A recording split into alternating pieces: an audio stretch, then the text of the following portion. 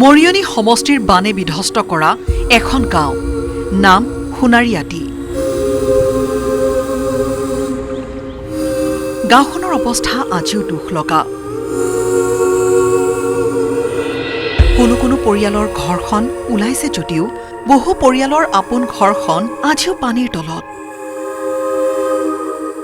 এই গাঁওখনলৈ আহিবলৈ কোনো ব্যৱস্থা নাই। তিনিওখন জিলাৰ বানাক্ৰান্ত ৰাইজৰ কাষলৈ অজস্ৰ জনৰ সোঁত বৈছে যদিও বহু যোজন আঁতৰত এই গাঁওখন।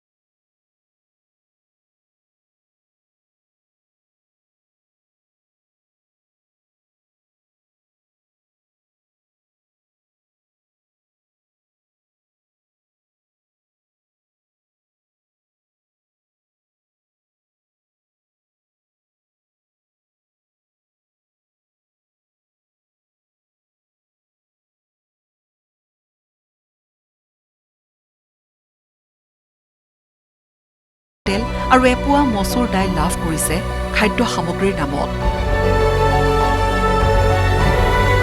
যোৱা বছৰ এডালো ধান নাপালে কোনেও, ধান এগুচাও নহ'ল মানে। চাউল পাতৰ আমাৰ গাঁওখন বিশেষ বহুত অসুবিধা হৈ আছে। চৰকাৰী ৰেচন 2 দিন দিলে, তেল 100 গ্ৰামমান আৰু চাউল 2 কিলো, দাইল এপোৱামানকৈ পৰিছে মানুহৰ প্ৰতি। 2 দিন খাবলৈ হ'ল, কিন্তু বেলেগ এতিয়া NGO পাৰ্টি আহিব পৰাও আমাৰ মানে সুবিধা নাই।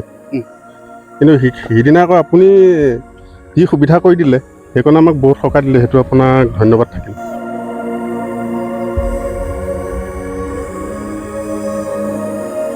গাঁওখন এতিয়া লঠঙা, বয় বস্তু সা সম্পত্তিৰ নামত একোৱেই নাই। এক অনিশ্চিত ভৱিষ্যতক লৈ জীয়াই থাকিব লাগে কাৰণে জীয়াই থকাৰ দৰে পৰিৱেশ। বানে বিপন্ন কৰিলে গাঁওখন। এইখন ঘৰখন শেষ হৈ গৈছে নেকি?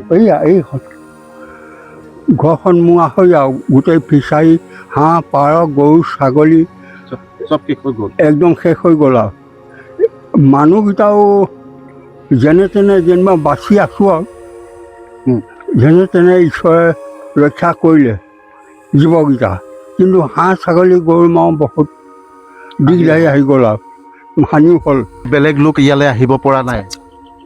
বেলেগ লোক এই মানে অলপ দাইল, আলু, পিঁয়াজ লৈ 2 কোটামান আহিলে।